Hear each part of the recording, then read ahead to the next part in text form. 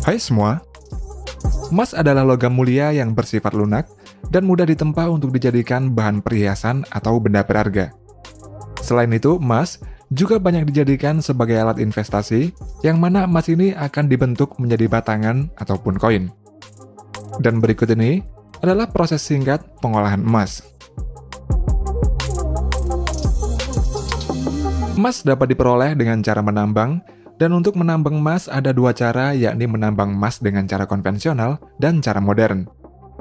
Untuk cara modern, setelah proses eksplorasi, para ahli geologi akan meneliti beberapa area yang diduga memiliki banyak kandungan emas. Setelah itu, lokasi yang diperkirakan mengandung emas akan diambil sampelnya. Dari sampel tersebut, akan dibuat model 3D agar dapat dilihat kandungan tanah mana saja yang mengandung banyak emas. Proses berikutnya adalah penggalian dan peledakan. Nantinya alat berat akan mengambil bebatuan hasil ledakan atau yang disebut dengan ore ini untuk dimasukkan ke dalam dump truck. Ore tersebut kemudian dianalisa pada laboratorium khusus untuk mengetahui tingkat kandungan emas, dan nantinya ore ini akan dibedakan menjadi dua, yaitu high grade ore dan low grade ore. Pada high grade ore, memiliki partikel emas lebih banyak dibandingkan dengan low grade ore. Dan grade pada ore ini juga menentukan bagaimana ore tersebut akan diproses.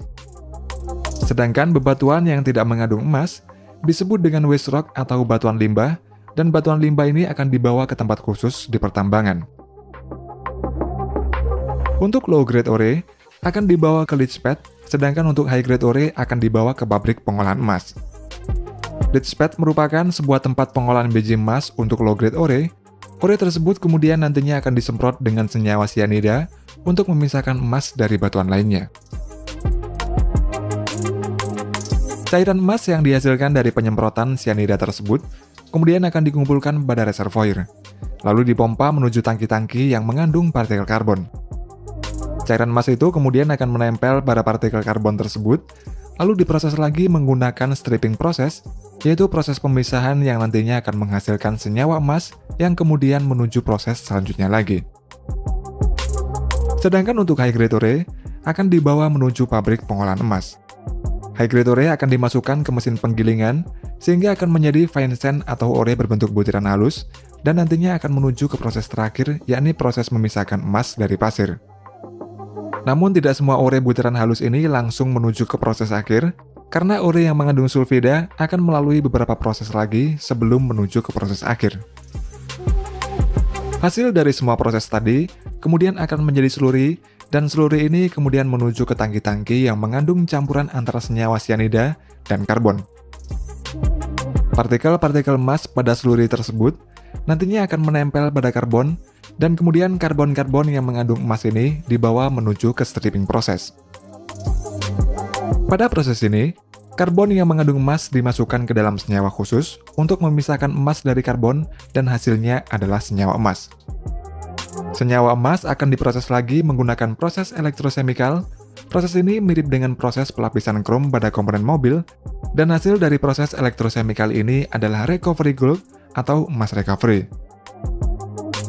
Untuk selanjutnya, recovery gold ini dilelehkan pada furnace pada suhu 2100 derajat Celcius. Kemudian dituang ke cetakan yang nantinya akan menjadi emas bentuk batangan atau disebut juga dengan dorbar. Dorbar ini terdiri dari 85% emas dan 15% perak, dan nantinya dorbar ini akan diolah lagi menjadi emas murni bullion. Bullion merupakan istilah umum untuk menyebut emas atau perak murni dengan kemurnian minimal 99,5% dan berwujud batangan ataupun koin untuk dijadikan aset investasi. Untuk emas murni atau emas 24 karat, biasanya hanya dipakai dalam komponen elektronik saja. Sedangkan untuk membuat perhiasan emas, tidak digunakan emas murni sebab logam emas yang memiliki kemurnian tinggi akan semakin lunak. Dan oleh karena itulah, emas harus dicampur dengan logam lainnya agar emas tersebut bisa menjadi perhiasan yang kuat dan memiliki durabilitas yang tinggi. Dalam proses membuat emas dengan karat tertentu, emas murni akan dimasukkan ke dalam suatu wadah, lalu diberi logam tambahan seperti perak atau tembaga, di mana untuk persentase berapa karat emas yang dibuat tergantung dari jumlah kadar persentase emasnya. Untuk emas 18 karat, berat kandungan emas murninya sebanyak 75%, sedangkan sisanya adalah logam tambahan dan begitu seterusnya. Kemudian emas murni yang sudah diberi tambahan logam akan dilelehkan. Seperti emas 18 karat, membutuhkan suhu 926 derajat Celcius agar meleleh, dan jika emas 14 karat, membutuhkan suhu 879 derajat Celcius agar meleleh. Perbedaan suhu tersebut dipengaruhi oleh jumlah kandungan emas murninya.